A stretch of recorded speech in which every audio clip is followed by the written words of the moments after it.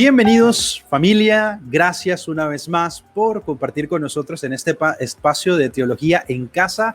Wow, ya llevamos 4 capítulos, muchísimas gracias a todos ustedes los que han compartido con nosotros, con estos invitados e invitadas, bueno, a charlar un poquito de teología. Hoy tengo mi café preparado, ya listo, porque vamos a conversar con alguien que tiene mucha experiencia en el ámbito de la teología. Y bueno, quería traerles a ustedes un episodio para que habláramos justamente de teología. Este programa se llama Teología en Casa y no habíamos hablado nunca de qué es la teología, cómo se entiende la teología, cuántas teologías hay 1, hay 2, hay 3, hay 4, bueno, un poco cuál es la misión también del teólogo. Bueno, de eso y algunas cositas más vamos a estar hablando en este episodio, así que quédate con nosotros. Recuerda que todos estos podcasts los puedes ver en YouTube y si eres más de escuchar, los puedes escuchar a través de Spotify. Así que voy a darle la bienvenida a nuestro invitado de este episodio, nuestro querido Gerardo, que nos saluda, ya nos va a decir desde dónde. Gerardo, bienvenido, gracias una vez más por aceptar la invitación para este diálogo, para esta charla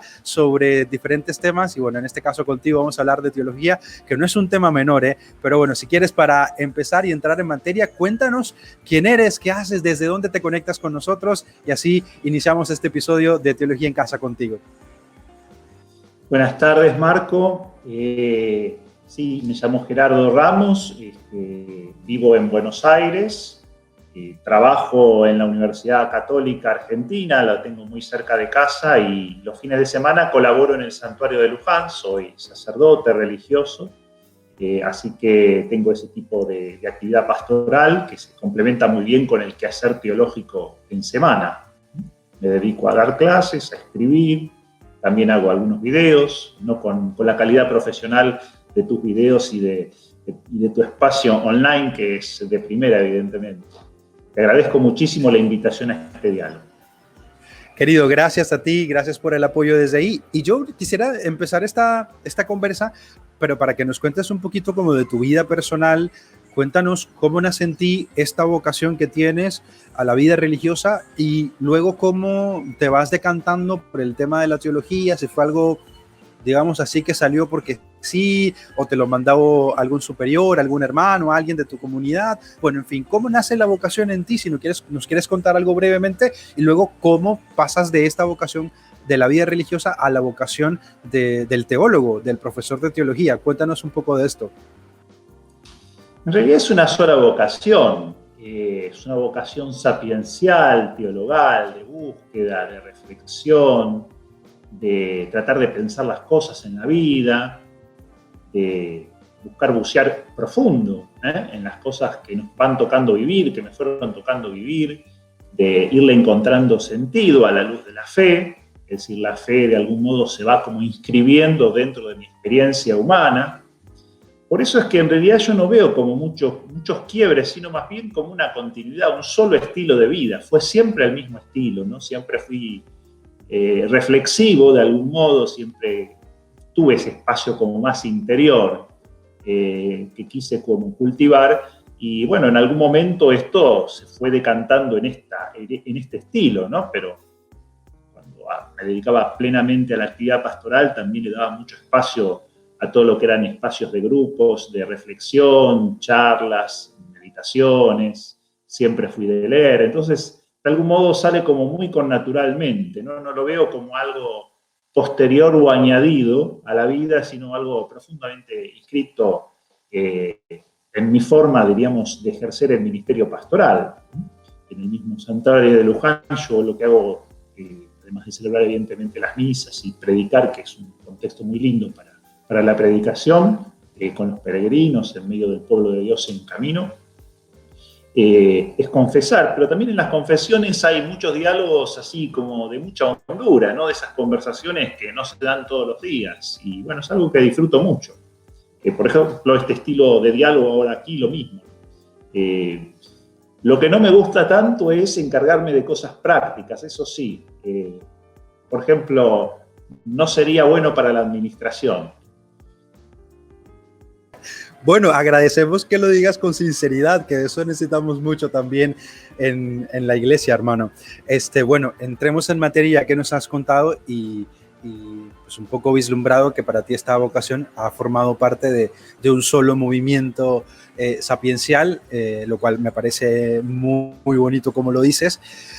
Bueno, de tu experiencia también, ¿cuánto tiempo llevas de ser profe? ¿Dónde das clases? Y si también nos quieres contar qué materias das por ahí, cuál es tu materia favorita en la que te sientes como más feliz, más contento de darla. Bueno, cuéntanos también un poco de esa parte de tu vocación también, de ser profe y de acompañar estos procesos de crecimiento y de pedagogía. Inicié con la teología pastoral. Vos sabés que hice mi tesis doctoral con Carlos María Gali, que ahora también es fue perito en Aparecida, ahora también es miembro de la Comisión Internacional de Teología, y bueno, ahora va a participar también en el próximo sínodo. Desde la teología pastoral, después me fue tocando dar diferentes materias, incluso dogmáticas o de espiritualidad, doctrina social de la Iglesia, o sea que me fui como expandiendo bastante, porque, bueno, en nuestros contextos es así la teología, es decir, no es tan específica como tal vez en otras geografías, en otras latitudes, donde tal vez alguien se dedica, no sé, a la cristología y toda su vida da cristología. Acá en América Latina es lo que se va precisando, ¿no? Yo inicié mi quehacer teológico sobre todo en el norte argentino, en Santiago del Estero, que es una región bastante pobre, o sea que una teología muy vinculada a la vida pastoral. Y después, bueno, me tocó ir dando clases en diferentes centros de mi país, de Argentina, sobre todo en el área metropolitana de Buenos Aires, y ahora estoy más en la UCA, pero vi también con los dominicos, con los jesuitas. Fui desarrollando un estilo un poco propio de teología, lo que llamé una teología del cambio de época, expresada en una serie de publicaciones. Inicialmente fue una trilogía. Después, finalmente, al libro de síntesis le puse Teología del Cambio de Época, peregrinando la vida, contemplando el icono, comunicando la palabra. Es un libro de unas 600 páginas, cuyo PDF se puede googlear y descargar gratis. Y es una teología en diálogo con diferentes disciplinas, con diferentes espacios académicos, culturales y pastorales. Una teología como transversal a los tratados clásicos. Me gusta hacer teología desde la vida, desde las cosas que te van como afectando, y después ir como ordenando, sistematizando, organizando esas observaciones parciales que surgen a veces de experiencias de vida, de lecturas, de encuentros. O sea que, digamos, es una teología con impostación pastoral en general, pero, ya te digo, he recorrido diferentes tratados así. No me he quedado solamente en el ámbito de la teología pastoral. Y me gusta sobre todo pensar las cuestiones que son relevantes pensar. Es decir, para mí no hay nada más aburrido que dar un tratado justamente, como vos decís, como profe. Hice de profe también y sigo haciendo de profe, pero yo creo que el teólogo es otra cosa, no es un profe. También enseña teología, pero me parece que tiene toda una dimensión como personal, más monástica, más de silencio, más permanente, ¿no? El aula o la conferencia es como la punta del iceberg en la vida del teólogo. Por más que hoy es cierto, tenemos que adquirir muchas herramientas técnicas, profesionales de la pedagogía, incluso para utilizar la virtualidad, que necesitan formación y preparación, pero me da la impresión que eso es como son las herramientas para la comunicación. Tiene que haber algo como previo, ¿no? Y eso previo tiene mucho también de dimensión orante, sapiencial, algo que se va como madurando muy de a poco. Por eso tampoco soy de escribir tanto, ¿no? Es decir, bueno, cuando vale la pena, cuando algo se fue madurando, cuando una intuición es fuerte, entonces le empezás a dar forma, ¿no? Pero no escribir por escribir, por eso en eso soy bastante irregular. Hay periodos en donde he escrito mucho y otros periodos como más de silencio, ¿no? En donde se van como decantando las nuevas intuiciones. Yo creo que hay que evitar el discurso por el discurso o el escribir por el escribir, ¿no? que es el vicio al que lleva a veces la academia hoy, que hay que publicar regularmente para quedar en el sistema, pero finalmente cuando uno hace un raconto de todo lo producido, dice, bueno, no sé si valió tanto eso la pena. Por eso yo creo que hay que hacer poco y bueno, ¿no? Ahí yo creo que hay elocuencia. Y buscando sobre todo que lo que se dice sea significativo para uno y para los demás, que sea pertinente. Por eso esto se abre a muchos estilos y formas de hacer teología. Yo creo que lo que dispara, digamos, o enriquece, lo que sirve como motor, dinamizador para el teólogo es su capacidad de escucha, de observación y de maduración a la luz de la fe de lo que va percibiendo, de lo que le va aconteciendo, y ahí yo creo que somos creativos. Si no somos meros repetidores. El profe repetidor es aburrido. Es aburrido para los alumnos y es aburrido para el profe. Oye, creo que das ahí una clave, pero la vamos a retomar más adelante porque quisiera que nos contaras también desde tu experiencia, desde esa sabiduría y también desde tu propia vida, ¿no? Que seguramente está atravesada también por lo que la teología ha significado para ti, para tu vida, vocación, etcétera. ¿Qué entiendes tú y qué entiende Gerardo en su corazón por teología, para quienes nos están viendo, que han visto que este programa se llama Teología en Casa, que se habla de teología de la iglesia, que se habla de teología católica, en fin? ¿Cómo podrías tú definir teología? Y cuéntanos un poco si es que hay una teología, si es que hay varias teologías y cómo se puede entender eso, así como para quienes de pronto no tienen ni idea cómo adentrarse a comprender eso de la teología.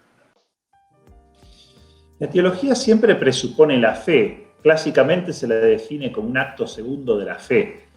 En el fondo es pensar lo que creemos. Cum ascensione cogitare, así se lo definía San Agustín en latín, que quiere decir, mientras vamos dando el asentimiento, vamos como reflexionando, ¿no? O sea que eso presupone la fe, no se puede hacer teología sin fe.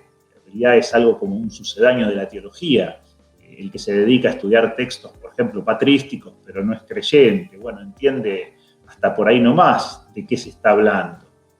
Aunque sea prolijo, reproducido en interpretar el texto, pero le falta como el alma. La teología en el fondo siempre presupone la fe. Y yo creo que presupone la fe no solamente en cuanto contenido, sino sobre todo en cuanto fe vivida. Por eso es indisociable del contexto. Uno hace teología contextualizadamente. Yo te hablé de una teología del cambio de época. Evidentemente porque fui tomando conciencia, yo ahora tengo 53 años, de que muchas cosas fueron transformándose muy vertiginosamente en estos últimos decenios. Cosas que uno recibió de una manera, bueno, se fueron transformando y necesitan ser repensadas, ¿no? Es decir, hoy hay como una concentración de cambios vertiginosos por la misma rapidación cultural. Bueno, todo eso invita como a repensar el modo de concebir la fe y de comunicar la fe. Entonces, en ese sentido, estas situaciones culturales, más algunas situaciones coyunturales vinculadas a la práctica pastoral, a mi pertenencia a un instituto religioso, a lo que va aconteciendo en mi país, en mi región, etcétera. Todos esos elementos evidentemente son como ingredientes que van nutriendo una reflexión creativa.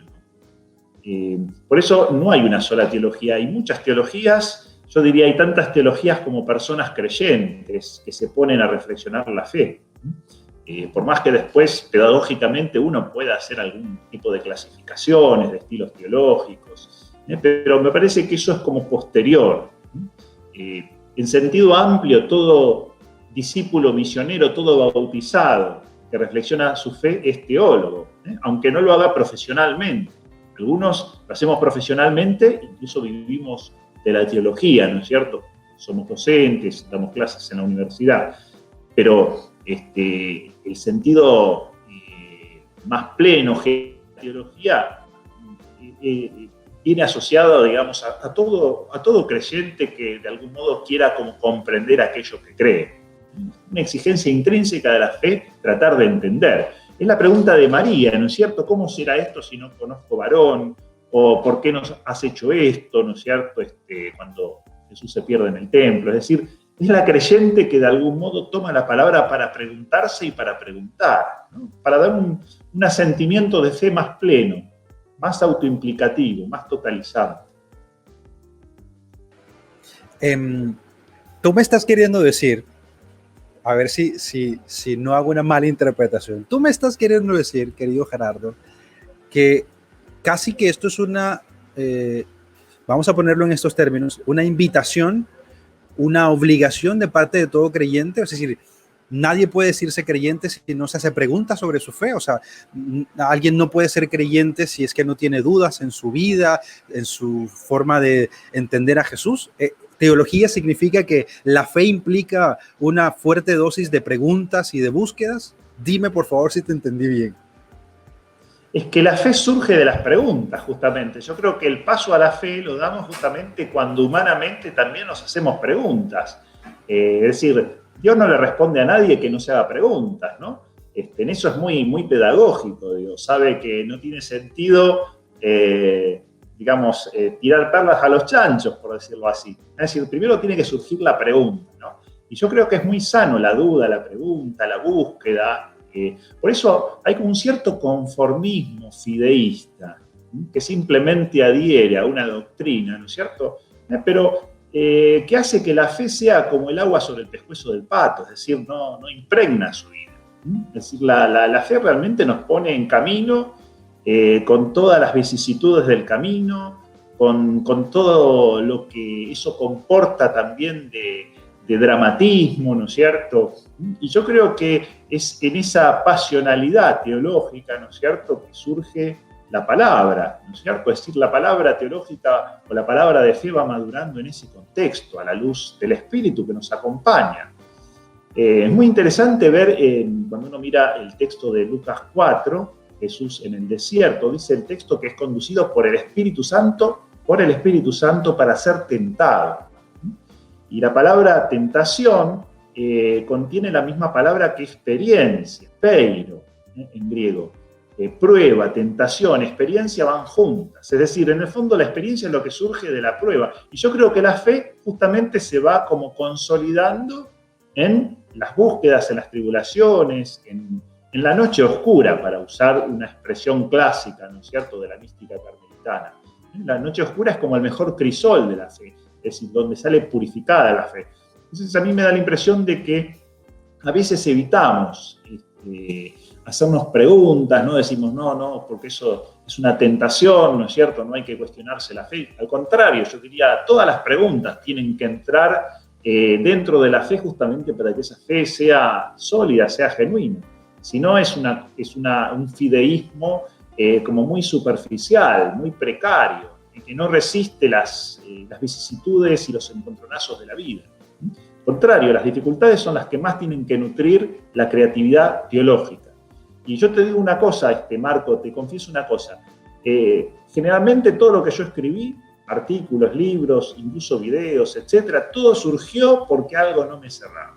Es decir, nunca me puse a escribir porque se me ocurrió simplemente, sino me puse a escribir porque algo no me cerraba, y me enojaba, ¿no es cierto? Y bueno, hay un primer momento, diríamos, como de impotencia, de insatisfacción, oscuro, pero después va saliendo y va surgiendo la palabra, ¿no? Esto no es muy extraño, ¿no? Porque ya es lo mismo que el mismo Freud decía con respecto al psicoanálisis, ¿no es cierto? Es decir, cuando le vamos poniendo palabra a las situaciones, bueno, nos vamos sanando.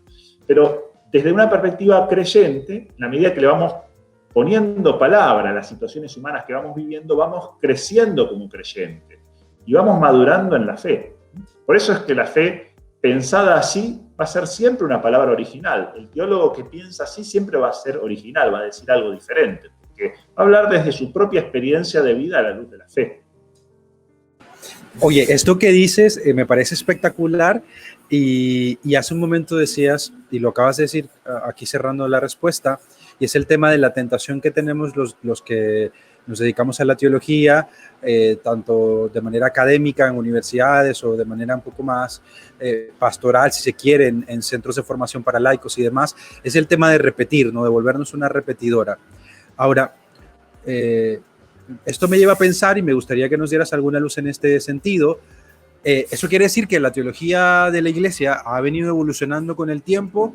Esto quiere decir que en lo esencial siempre hemos creído lo mismo, pero la manera de expresar eso cambia. ¿Cómo entender eso? Porque también creo yo, y te lo digo con confianza también, y todos los que siguen mi canal también lo saben, porque lo he comentado muchas veces, está este grupo de hermanos y hermanas que suelen decir que no, que ya se ha dicho todo y que hay simplemente que repetir lo que ya se ha dicho, casi que cerrando a que Dios hoy pueda revelar algo nuevo. Pero dicen, no, ya la verdad está dada, ya la verdad está dicha, pues ya no hay más nada. ¿Qué nos podrías decir esto como para iluminar también esta idea de una teología que va en camino, en proceso? Hay que pensar la fe en fidelidad creativa. Esa es una expresión del magisterio, ¿no? Que se utilizó en el documento Vita Consecrata, fidelidad creativa. Estamos en el cauce de una tradición, pero la tradición no es algo rígido, justamente lo que se transmite es lo que se vive, ¿no? Tradere es lo que se transmite, pero a partir de la misma vivencia, no se comunica lo que no se vive. Por eso la mejor manera de transmitir la fe es viviéndola, pero uno la vive en un contexto determinado, en un momento histórico, y entonces en el tiempo las cosas se van transformando, ¿no? Y entonces el modo de pensar la fe tiene que ir iluminando esas vicisitudes colectivas, culturales, grupales, eclesiales, personales. Ahora, es cierto que otros tiempos tenían transformaciones, pero eran más lentas, ¿no? Es decir, las cosas tardaban más siglos en modificarse. Podía haber algo repentino, ¿no es cierto?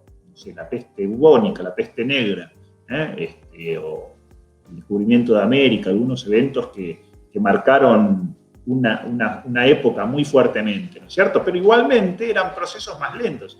Hoy todo cambia en muy pocos meses.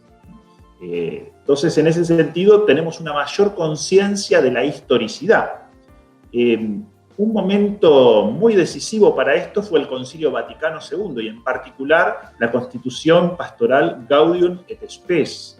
Es decir, porque tomó conciencia, incluso a través de un método teológico novedoso, de algún modo en el magisterio, que nosotros podríamos sintetizar en el ver, juzgar y actuar, para decirlo de un modo sencillo, ¿no es cierto?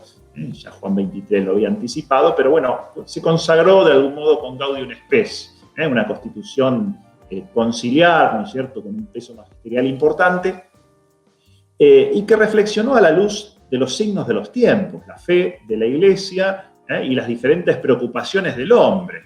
Después Juan Pablo II también insistió mucho en que el hombre concreto, histórico y real es el camino de la Iglesia, en Redentor Hominis, después lo repitió varias veces, pero sobre todo en su documento programático. Bueno, y hoy con el Papa Francisco esto se pone como en el centro, ¿no? A mí me ha llamado mucho la atención una frase que dijo el Papa Francisco en su primer año como pastor de la Iglesia Universal. Era más o menos así la frase, como que él tenía una certeza de fe, una certeza dogmática única, y es que Dios habla en la vida de las personas. Entonces, esto es como muy central, ¿no? Por eso yo creo que hoy tenemos una mayor conciencia de que tenemos que ir reflexionando la fe. Ahora, es cierto que también este boom, de algún modo teológico, o de apertura a la reflexión de las nuevas situaciones, encontró como mucho aliento con este nuevo pontificado, ¿no? Es decir, bueno, los pontífices anteriores eran un poco más clásicos, más europeos, centroeuropeos, ¿no? Entonces, bueno, evidentemente las cosas ya estaban como armadas de una manera, ya era como, de algún modo, anticipable muchas veces lo que se iban a decir sobre diferentes temas. Pero creo que, bueno, con todo este movimiento sinodal, ¿no es cierto?, de Iglesia en Camino, de escucha, de atención a las periferias, de salir de ese narcisismo clerical, ¿no es cierto? Bueno, con todas estas frases a veces muy coloquiales, ¿no es cierto?, que utiliza también el Papa Francisco, yo creo que también se está animando este tipo de procesos, que tienen como mucha más ductilidad, más apertura, ¿no? Y bueno, nos vamos animando de a poco también a usar nuestras palabras. Yo te digo la verdad, Marco, hace algunos años estaba como muy pendiente de las palabras que usaba, no es que ahora hablo sin pensar, ¿no? Pero digo, era como más clásico también en el discurso, había que usar más palabras digamos, magisteriales, ¿no es cierto? O de algún modo como afianzadas por la tradición, ¿no? Pero uno mismo se sentía un poco incómodo con ese lenguaje, ¿no? Yo creo que ahora, de algún modo, se abrió la puerta como para que podamos expresarnos con más naturalidad y creo que surgen lenguajes muy, muy interesantes, ¿no es cierto? Y yo creo que también surgen lenguajes que no tienen pretensión, diríamos, de infalibilidad, ¿no? Es decir, bueno, uno habla, no es que sea palabra de Dios todo lo que uno dice, ¿no es cierto? Ni mucho menos, ni tampoco uno quiere tener esa pretensión. Es decir, bueno, vamos expresándonos, a veces lo hacemos un poco mejor, a veces no tan bien, de vez en cuando hay algún acierto más luminoso, pero creo que es así la vida, ¿no es cierto? No hay que ser tan complicado, ¿no es cierto? Es decir, la fe se comunica en la cotidianeidad de la vida y usamos nuestras palabras, a veces somos más precisos, a veces un poco menos, pero no tenemos que estar con lupa censurando el discurso ni propio ni ajeno, ¿no es cierto?, para ver si responde o no a la ortodoxia. Me parece que ese estilo ya rancio un poco de proponer la fe, nadie lo quiere, ¿no? Tal vez mucha gente hoy es cierto, bueno, frente a la inseguridad, frente a los desconciertos, el cambio de época, a veces también puede tener la tentación de querer volver hacia algo muy seguro y rígido, ¿no es cierto? Pero eso no alimenta la vida, es pan para hoy y hambre para mañana. De acuerdo con esto, porque creo que además deja muchos vacíos y porque creo que además en muchos de mis hermanos y hermanas que conozco, que viven desde este otro horizonte donde no se aceptan las preguntas, donde ya la verdad está dicha, donde todas las referencias son a documentos del magisterio únicamente y detrás hay un miedo a mostrar que hay dudas de fe, ¿sí? Porque como la duda es algo malo, como la duda te aleja de Dios, ¿no?, que es un poco la visión que tienen algunos, pues terminan queriendo ocultar que en el fondo es gente insegura, gente que tiene miedos, gente que tiene un par de arrugas, como todos los tenemos en el corazón. Ya para retomar otro punto que me parece importante también. En este aspecto, perdón, Marco, en este aspecto que decís, muchas veces lo que se busca es como tener un control de la vida y de las cosas de la fe. Pero eso no es la certeza oscura de la que habla Juan de la Cruz referida a la fe. Es decir, esa llama de amor viva a la certeza oscura. Es decir, la fe no depende tanto de nosotros, sino que es el testimonio del Espíritu en nosotros. Si realmente creemos, tenemos que tener mucha libertad para hacernos preguntas y pensar. Justamente porque no es algo humano, es decir, no es algo solo humano que depende de nosotros, ¿no es cierto? Que si lo ponemos en duda se nos desmorona. Justamente es el testimonio del Espíritu. Porque confío en que el Espíritu me confirma en la fe que puedo caminar tranquilo y hacerme preguntas. Cuando yo no me animo a eso es justamente porque tengo una duda muy fundamental de fe. Es decir, entonces tengo que controlar todo, pero es como todo. Mira, yo me acuerdo cuando estudiaba música, guitarra, que a veces quería tomar conciencia de lo que estaba memorizando, ¿no?, la partitura, etc. Cuando yo pensaba en eso me olvidaba. En cambio, cuando dejaba fluir la música, salía perfecto. La fe es igual. Cuando uno busca controlarla, sale mal. Es como cuando uno tiene miedo de equivocarse. Me acuerdo que también me pasaba eso a veces con las actas, esas que uno no tiene que firmarlas o escribirlas sin equivocarse. Basta que pensara esto para que siempre me equivocara, ¿no? Es decir, hay que dejar que las cosas fluyan y salen mejor, ¿no es cierto? Sobre todo porque aquí uno tiene la certeza de que el Espíritu Santo está con nosotros. Si más o menos tratamos de hacer bien las cosas demasiado malas no van a salir, más bien van a salir cosas positivas, buenas. Hay que confiar en eso.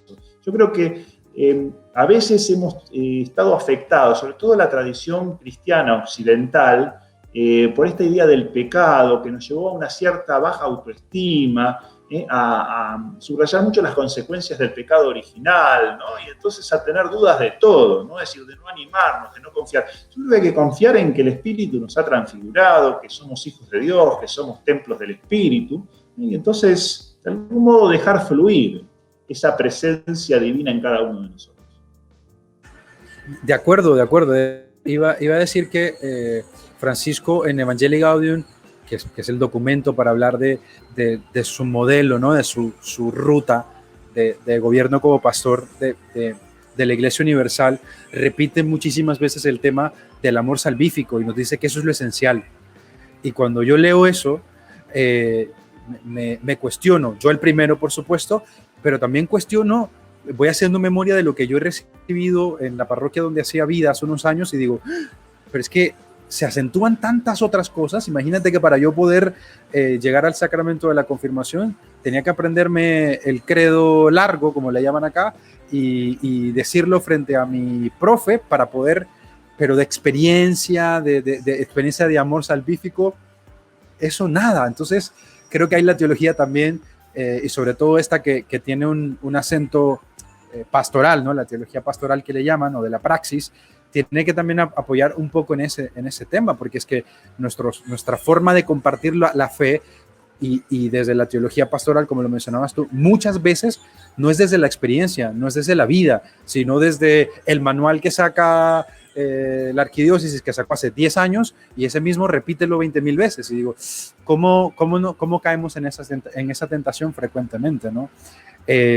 Aquí hay una cuestión teológica de fondo, que es aplicable no solamente a la reflexión de la fe, sino en general a otras cuestiones de la vida, es como mucho más amplio, ¿no? Yo creo que hay como un orden en el conocimiento y en el aprendizaje, que es la experiencia, la vida, el símbolo, la percepción estética, el icono, y después el concepto, la palabra. Vida, icono, palabra. Por eso mi subtítulo es Peregrinando la vida, contemplando el icono, comunicando la palabra. Pero nosotros hemos heredado un racionalismo en la modernidad de Descartes que pone en primer lugar el concepto, ¿no? Tratando de que después ese concepto baje a la vida. Eso nunca pasa. Es al revés el proceso. Es decir, la circularidad es inversa. No podemos ir de contramano. Es vida, símbolo, palabra. Vida, símbolo, palabra. Esa circularidad. Si queremos hacer al revés, queda como muy deficiente ese proceso, porque hay un montón de elementos, sobre todo inconscientes, afectivos, que escapan a nuestro control, que nunca se van a integrar, ¿no? Y entonces va a ser violenta, va a ser una fe violenta. Fíjate que es una de las cuestiones que más se le critica a los monoteísmos hoy, ¿no? Es decir, bueno, justamente si baja de una idea ya preconcebida de Dios, en el fondo nosotros no estamos comunicando un icono, sino estamos comunicando un ídolo, es decir, un Dios que es pensado con categorías humanas o desde categorías humanas. No lo dejamos hablar en la vida. Pretendemos que Él hable a través nuestro de acuerdo a lo que nosotros interpretamos de Él. Y entonces, ahí eso evidentemente va a generar rechazo, ateísmo, y yo creo que gran parte del rechazo que ha generado en Occidente los procesos de secularización, o al menos de agnosticismo, ¿no es cierto?, sino ateísmo, se deben justamente a este tipo de modo de pensar la fe, que después incide en modos de vivir en la iglesia, de proponer la moral cristiana, ¿no es cierto?, e incluso la espiritualidad, y entonces eso se hace algo como asfixiante. Eso genera más bien el efecto inverso. Creo que para aportar a lo que estás diciendo, no sé si lo ves así, pero creo que también nos hemos olvidado que la fe, que la teología, que el Evangelio de Jesús responde otras preguntas, ¿sí? Antonio Espadaro va a decir que responde a las preguntas profundas del corazón. Es decir, el Evangelio no nos va a decir cuál es la distancia entre la Tierra y la Luna, pero sí nos va a decir qué hacer cuando alguien nos hace daño, qué hacer cuando alguien llega a nuestra casa y necesita un pan para comer. Es decir, creo que tiene un componente de otro horizonte de respuestas, y me parece que lo que hemos hecho en muchos casos es intentar que el Evangelio responda a preguntas que el Evangelio no quiere responder. nos hemos gastado. Recordarás ya la famosa pelea que hubo con Bultmann de desmitificar el evangelio y todo ese tema de la cristología. Creo que hemos caído también nosotros, ya en ambientes más cotidianos de fe, de parroquia, de comunidades, de vida cotidiana, hemos caído también en esta tentación de olvidar que la propuesta de Jesús de verdad nos une, incluso con quien piensa distinto, porque no nos habla de si estás de acuerdo o no de acuerdo con esta posición política o sobre este sistema económico, sino que nos habla de la vida diaria y cotidiana, cómo amar al otro. Y en eso creo que todas las religiones particulares que yo conozco apuntan hacia eso, hacia esa fraternidad, hacia ese amor al otro, ¿no? Creo que hay una tentación de no haber entendido que la fe se trata de otra cosa, de la vida, de la sabiduría. Esa distinción que hacía en algún momento Levinas entre Grecia e Israel, ¿no? Como hay una sabiduría por un lado y bueno, la intención de la filosofía, que es otra cosa, ¿no? Que responde justamente a otras preguntas. Creo que ahí hay algo interesante. No sé si querías comentar algo de esto. Nosotros creemos que la palabra se hizo carne y habitó entre nosotros. O sea que en realidad Dios se comunica siempre a través de la carne, que es la persona concreta, con sus limitaciones, la cultura, un determinado tiempo y espacio.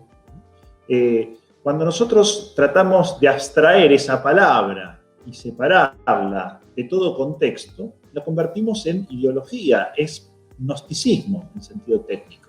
El fideísmo es gnosticismo. No podemos pensar sino a partir de lo situado, de lo concreto. Este es el ABC del pensamiento teológico cristiano, que se focaliza en el misterio de la encarnación.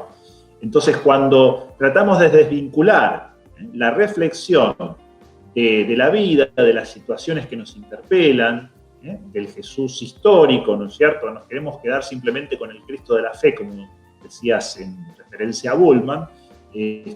Bueno, ya de algún modo se va distorsionando nuestro cristianismo. Por eso es como que el diálogo no es algo optativo, es obligatorio para el cristiano. El diálogo con los que piensan diferentes, con las otras religiones, el diálogo ecuménico, porque justamente en esos inter es que la palabra sigue haciéndose carne. Justamente en esos inter le damos espacio. Y acá hay otro tema que me parece interesante, Marco, subrayar, y es la importancia que ha ido adquiriendo la reflexión del misterio trinitario, del Dios unitrino, en las últimas décadas. Porque hasta hace un poco más de 50 años, lo que prevalecía era una idea de un Dios monoteísta, en donde en realidad la diversidad de personas en Dios no tenía mucha incidencia práctica. Esto lo había hecho notar Karl Rahner. En diálogo con, sobre todo, la teología oriental, los padres de la Iglesia, por ejemplo, acá es muy interesante el aporte de Hans Urs von Balthasar. Bueno, como que este espacio de luz, que es el espacio trinitario de lo inter, la perijoresis, la circulación de vida entre las personas divinas, nos ha hecho tomar conciencia de la importancia de que esto mismo se reproduzca en la Iglesia, que es Iglesia de la Trinidad, y también en todo lo que son procesos pastorales. En el fondo vamos tomando conciencia también que cada uno de nosotros como persona es un ser relacional. Nosotros hemos sido herederos del subjetivismo moderno, de la mónada, ¿no es cierto?, de las mónadas un poco de Spinoza, ¿no es cierto?, o de la subjetividad ultranza de Descartes, que nos ha dificultado a veces el pensamiento interrelacional, es decir, pensar que vamos deviniendo y vamos siendo a partir de los otros. Y en esto somos imagen de Dios. También en Dios cada una de las personas divinas es a partir y desde las otras. Es decir, sin esa interrelación no se da. Entonces, nuestra fe siempre va a ser una fe dinámica, una fe en camino. Nosotros podemos hacer teología, que es como filmar un pequeño video, sacar una foto, pero la vida, la película continúa, precede y continúa a nuestro pequeño videíto o a nuestra foto. Y me parece que en ese dinamismo del ir pensando en gerundio, ¿no es cierto? A mí me gusta mucho utilizar el gerundio. Vamos peregrinando, vamos siendo peregrinados en la vida, peregrinándonos en singular y en plural, como pueblo de Dios en camino, como pueblo, incluso como nación. En ese gerundio, del ir pensando, vamos siendo también transformados, santificados, ¿no? Y entonces es muy interesante cómo la fe, centrada de nuevo en la palabra hecha carne, también nos va transformando desde dentro y nos va afectando. Un discurso en gerundio sí es capaz de afectar nuestra vida, de irla transformando, porque nos permite en ese dinamismo irlo como reproponiendo. Es como un Word, como un archivo Word que vamos actualizando periódicamente, vamos escribiendo y actualizando, ¿no? Es decir, justamente en ese dinamismo del archivo que vamos siendo transformados, ¿no? Si no, de otra manera es simplemente un PDF ya rígido que no puede cambiar. Por eso me parece muy importante el diálogo, ¿no es cierto?, en todos los niveles. Un creyente tiene que ser capaz de dialogar con todos.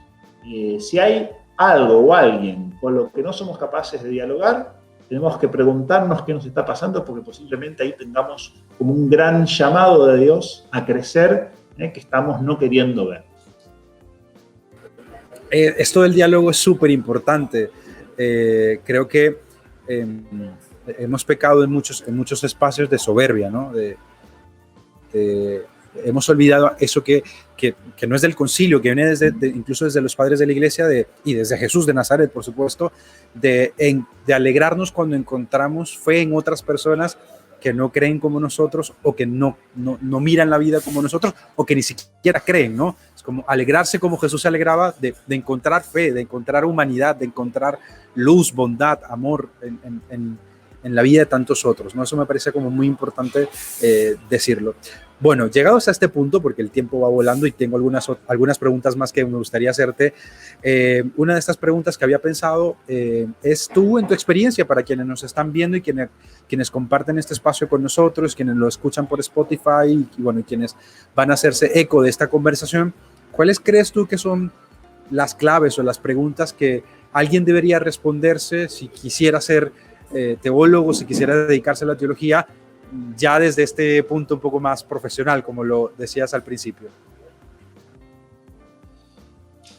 Bueno, lo que nutre un poco un proceso más, entre comillas, profesional es la formación, el estudio.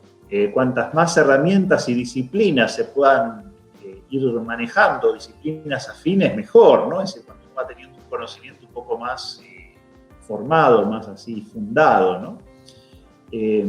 Pero yo creo que la gran disposición que uno tiene que tener va en la misma línea de lo que estábamos hablando.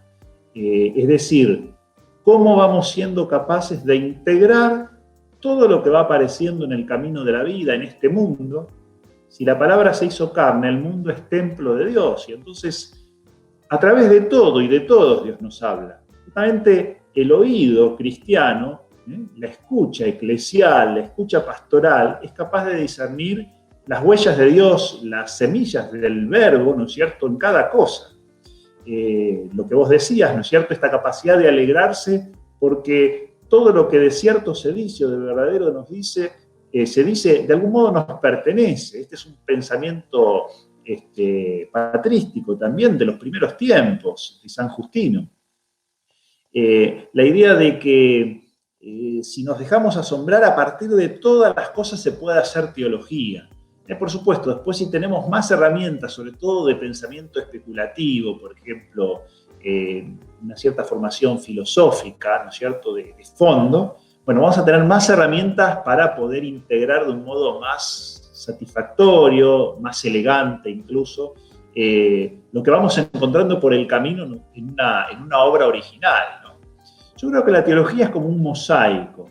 Un mosaico se va haciendo de piedritas. Yo lo escuchaba a Marco Iván Rupnik, que es un conocido artista esloveno, que se dedica, bueno, que ha hecho mosaicos por toda Europa, ¿no es cierto?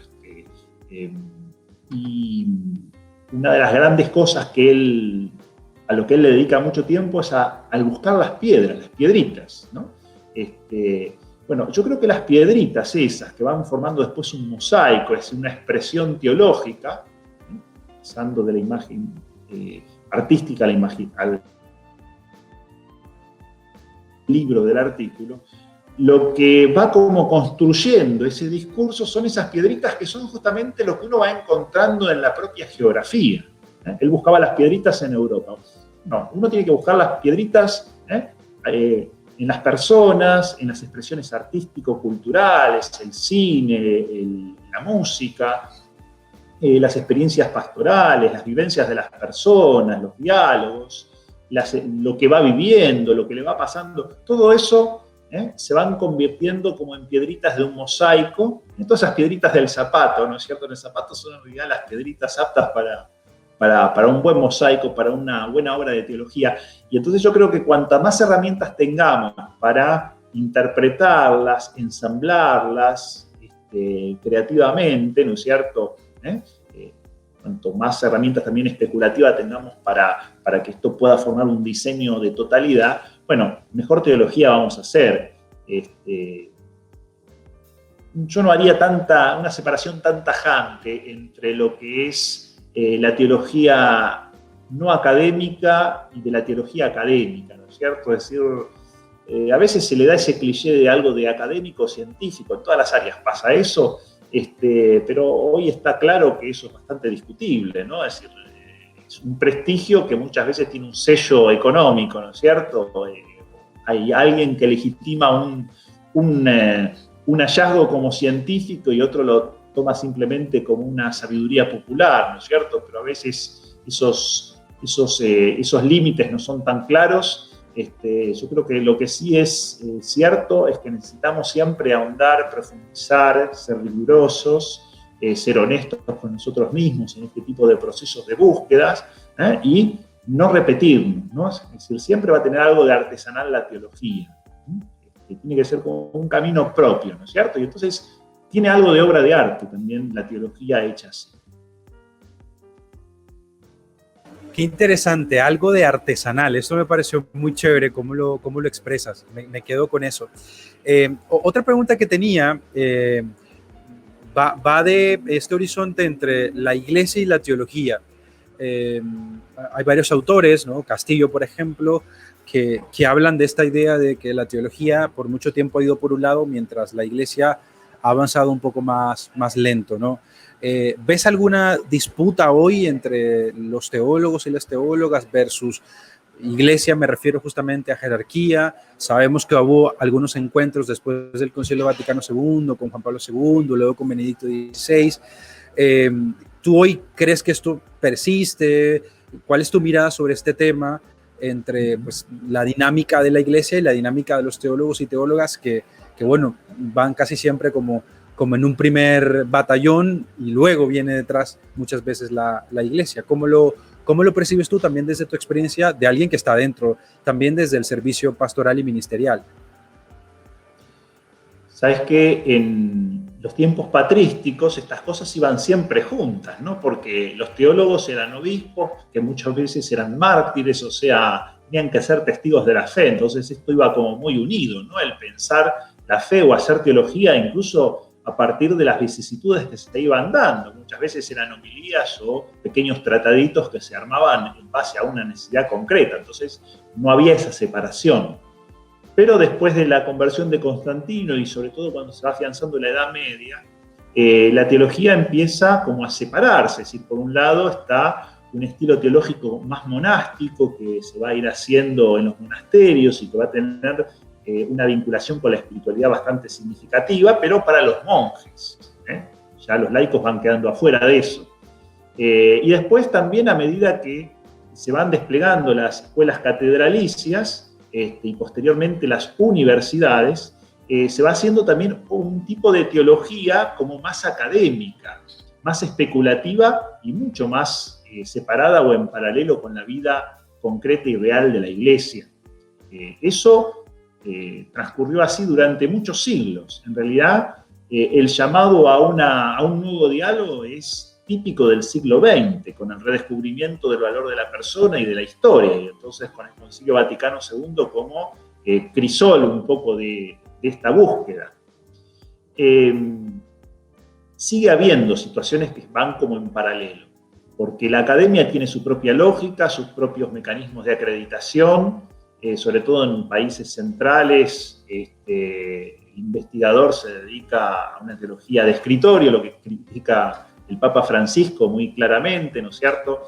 Y bueno, hay niveles de erudición o de especialización que son muy alejados, por ejemplo, en temas bíblicos, pero también en temas patrísticos, ¿no? Es decir, en general, muy alejados de la vida pastoral. A veces la vida pastoral va más adelante que la teología, depende. A veces puede tener su cierta inercia como más tradicionalista también. Pero en todo caso yo lo que creo que tiene que haber un diálogo fecundo. Y el diálogo entre la pastoral y la teología se da a través de la espiritualidad. Ahí hay tres patas que tiene que tener este trípode: pastoral, espiritualidad y teología, o especulación, ¿no?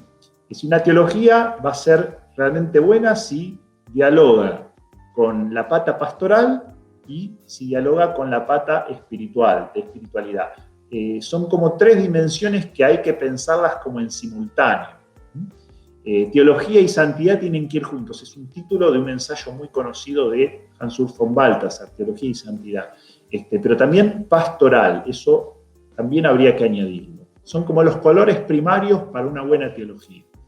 Cuando se escinden, sobre todo si se escinden demasiado, ya eso no nos sirve tanto. Una espiritualidad simplemente concentrada en jornadas de retiro, intimista, no nos sirve. Una pastoral que sea simplemente hacer cosas y todos los días inventamos algo nuevo para hacer, tampoco nos sirve, ¿no? Nos genera un proceso mistagógico de crecimiento en la fe. Una teología hecha a partir simplemente de textos de biblioteca tampoco sirve.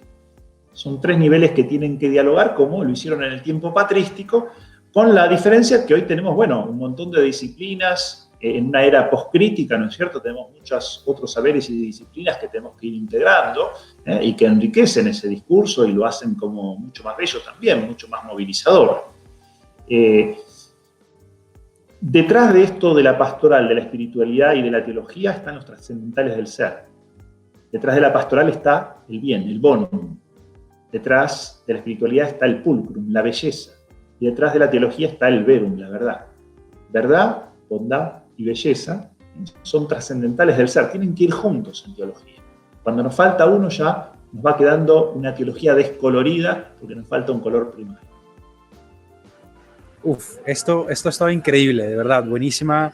Voy a anotarlo por aquí para tenerla presente, a ver si yo hago una teología con estos colores que tú nos comentabas. Tal vez dos preguntas más para ir cerrando este diálogo que me ha encantado, y te agradezco una vez más, de verdad, por haber aceptado dialogar conmigo este ratico, y seguramente quienes están acompañándonos en este momento también se los estarán disfrutando y estarán haciendo sus notas. Y recuerden, pueden dejar sus comentarios aquí, que con muchísimo gusto los leemos. Querido, dos cosas puntualmente. La primera es cómo entender también una crisis que hemos estado viendo en muchos temas polémicos dentro de la Iglesia. Desde esta mirada, muchos se han acercado a mí para decirme que creen que, o que parece que estos problemas complejos, como por ejemplo el tema de la mujer en la Iglesia, o el tema siempre polémico de la homosexualidad y de la comunidad LGTBI y demás, como que queda dentro de la Iglesia como relegado a los teólogos, a los expertos, a los expertos de la religión, si quieres ponerles de alguna manera, y poco hay de diálogo con la realidad concreta de la gente, con la realidad de las mujeres de la Iglesia y con la realidad de tantos y tantas que pertenecen a otra manera de entender la sexualidad, pero que también creen en Jesús y también viven el Evangelio. ¿Qué podrías responder tú desde esta crítica que algunos me hacen en confianza y me dicen, oye, pero parece que como si esto fuera solo un tema de si el teólogo tal dice tal cosa, de si el padrecito tal publica un video de entrevista con tal persona, o de si el apologeta tal dice otra cosa, y poco está la voz de las personas concretas que viven marginación, rechazo, o que de pronto no. Pues ahí está el matiz de todas las experiencias. ¿Cómo lo ves tú? Una primera respuesta general es que hoy estamos caminando en una reforma estructural de la Iglesia. Es una frase que yo tomo de Carlos Schickeldans, que ha trabajado mucho esta temática. La reforma estructural de la Iglesia tiene una connotación sobre todo de reforma sinodal institucionalizada. Y esta es una frase también de Rafael Luciani, con el que tú has hablado en una entrevista precedente. En ese marco amplio, ¿no es cierto?, en donde tenemos que repensar las consecuencias concretas de la fe en la vida de la Iglesia y darle también nuevas formas, ¿no es cierto?, a la vida de la Iglesia y a sus expresiones. En este marco amplio están los temas que vos planteás y otros muchos. Yo creo que muchas veces en la vida concreta, pastoral, las personas van tomando sus decisiones, incluso a veces comunidades enteras, van haciendo su camino, ¿no es cierto?, más allá de lo que diga la teología, el Papa, ¿no es cierto?, o determinado obispo. Es una pena que no pueda haber un mayor diálogo a veces, ¿no es cierto? Pero yo entiendo a las personas que van tratando de encontrar soluciones para su vida. De hecho, yo trabajo en el santuario de Luján, ahora con la pandemia medio entrecortado, ¿no es cierto? Pero, y escuchamos muchas situaciones y también somos testigos a veces con otros curas, ¿no es cierto? De las soluciones que la gente va encontrando a sus situaciones, ¿no es cierto?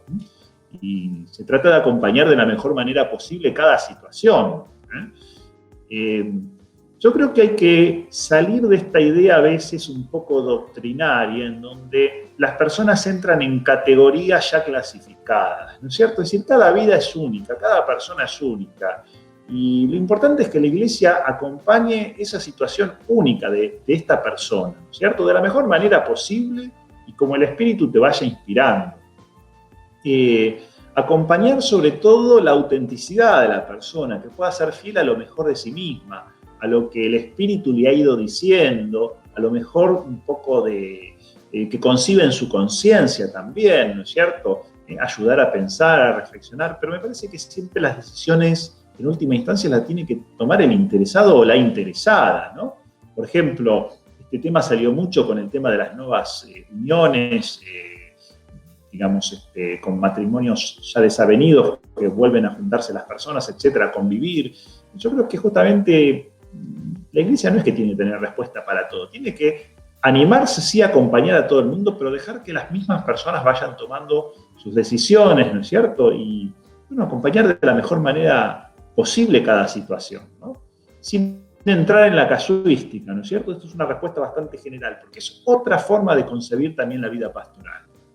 No la vida pastoral como una especie de vademecum, en donde hay respuesta para todo y a ver en qué categoría o en qué página o en qué caso o subcaso entra cada persona, sino más bien cómo se va acompañando y ayudando a vivir mistagógicamente el camino de la vida desde la propia situación, desde lo que cada persona es, y sobre todo, diríamos, poniendo el acento desde lo que es en positivo, es decir, desde el don que Dios ha puesto en esa persona, hijo o hija de Dios. Si tenemos fe en serio, volvemos al tema de la fe ahora, hablamos al principio del diálogo y ahora terminando volvemos a hablar de la fe. Si en serio tenemos fe y creemos que la palabra se hizo carne y que esta persona es hijo o hija de Dios, hay que apostar a que pueda sacar lo mejor de sí, ¿no? Y eso hay que hacerlo, empezando a hacerlo por nosotros mismos, pero ayudar a que también las otras personas puedan hacer lo mismo, que pueda surgir lo más lindo, lo más genuino, lo más noble, lo más auténtico, como hijo o hija de Dios. No tengo nada más que agregar a esto que has dicho, totalmente de acuerdo.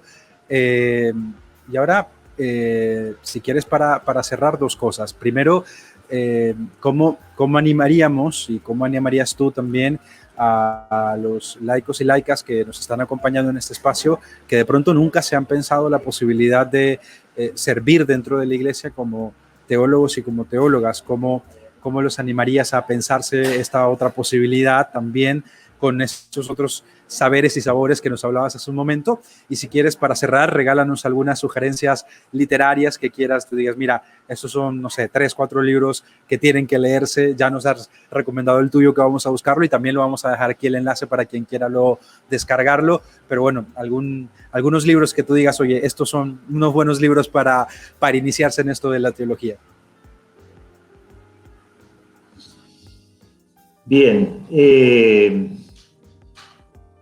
Yo diría, para el que se está como queriendo iniciar o piensa en la posibilidad de iniciarse en la teología, o no se anima, yo diría, hoy tenemos como muchas solicitudes exteriores, ¿no? Es decir, tenemos muchas cosas que desde afuera de algún modo nos interpelan, no solamente textos escritos, sino videos, noticias, ¿no? Que nos pueden llevar un poco como a estar como volcados hacia afuera, ¿no?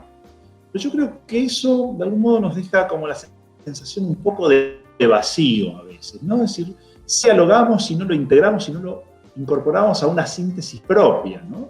Es lo propio de la sabiduría, y yo diría de la sabiduría teologal para el creyente. Entonces, yo creo que desde esta perspectiva la teología es algo apasionante, ¿no? No la teología académica como estudio erudito, sino este proceso teologal de pensar sapiencialmente la vida a la luz de la fe. Y entonces vamos hilvanando, vamos integrando todos estos elementos a una reflexión o a un acervo propio. Vos sabés que me costaría mucho, Marco, honestamente, recomendar un libro o un autor. Yo lo que sí podría decirte es que cuando intenté este ciclo de diálogos, dialogando en tiempos de pandemia, traté de conversar, sobre todo, podría decir, los 30 últimos diálogos o un poquito más, sobre todo para ponerle como más seguridad, ¿no es cierto? Fueron 90 en total, pero los últimos 30, 40 diálogos, traté de que todas las personas fueran muy significativas. Yo te diría, si vos mirás esos nombres, y a veces ponía los textos al pie del video, ¿no es cierto? Esos nombres son todos de personas que para mí tenían algo muy significativo para decir. Yo diría los 90, ¿no es cierto? Pero al principio uno arranca un poco más en general, después va como buscando, como más seleccionando un poquito más así lo que le va faltando, las personas que dice, bueno, esta persona no puede faltar, tendría que también incorporarla, etc. Bueno, entonces, como que seguro esas últimas 30, 40 personas, yo te diría, algo muy significativo tienen para decir. Pero me costaría decirte, lee esto o aquello.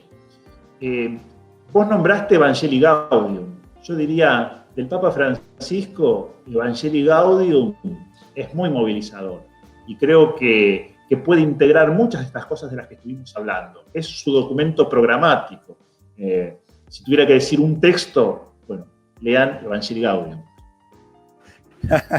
Bueno, muy bien, recomendadísimo leer Evangelii Gaudium, además porque el Papa Francisco allí hacía justamente el acento y ponía el acento en que en lo pastoral hemos perdido mucho lo teológico y hemos creído que no, que la teología está fuera, no, hay que integrar estas tres partes. Y me hiciste recordar al artículo de Virginia Scui, pues que justamente habla de esto, de la integralidad entre la espiritualidad, la pastoral y la teología en el hoy de la iglesia. Está dentro de las últimas 30. Recuperarlo. Bueno, mira, Virginia Scui está dentro de las últimas 30, 40 de los diálogos.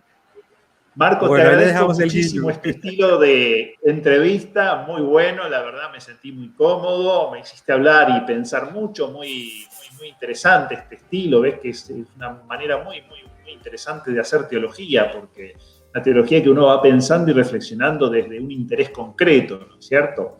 Es lo que pasa cuando uno da clase y ve interés en los alumnos, ¿no? Cuando ve que están todos con la cámara apagada, que nadie se inmuta, bueno, ahí ya uno no tiene tantas ganas, ¿no es cierto? Pero cuando uno ve interés justamente, se ve repensar las cosas, ¿no? Y yo creo que ese es el modo de ir haciendo teología vigerum. Me parece que es la manera de pensar la fe desde las búsquedas concretas de los interlocutores que a su vez suscitan en nosotros inquietudes y búsquedas. Así que te agradezco mucho por esta iniciativa.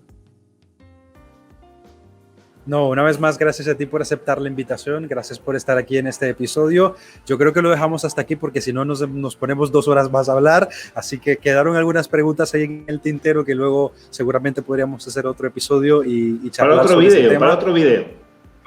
para otro video, para un en vivo por ahí podríamos hacerlo, ya veremos. Pues nada, querido Gerardo, gracias una vez más por estar aquí desde Argentina, por compartir también tu sabiduría teológica, sapiencial, también desde tu experiencia como alguien que dedica parte de su vida a esto y que también ve que la teología atraviesa todo su ser y su despliegue de humanidad. Si quieres regalarnos un último mensaje para despedir este episodio, y con eso ya estamos. Y gracias una vez más a ti por aceptar la invitación y a todos ustedes por estar pendiente de este espacio de Teología en Casa podcast. Hasta la próxima, Marco, y yo lo único que diría es que este tipo de diálogos no es para escuchar una sola vez, sino a veces para volver a escuchar algunas cosas. Es decir, las cosas que van teniendo densidad no es para pasar de una cosa a otra y olvidarse de lo precedente, sino para irlas integrando.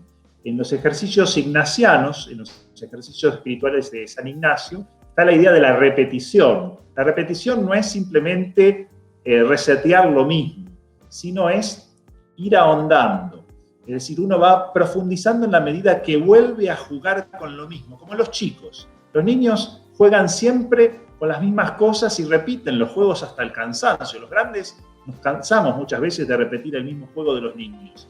Pero sin embargo, en esa repetición hay una fruición que va como ahondando, va profundizando. Entonces, simplemente mi sugerencia sería que si de este diálogo hubo alguna frase o algunas frases o algún pasaje que movilizó un poco más, que no lo dejen pasar, que lo aprovechen, que lo vuelvan a recuperar.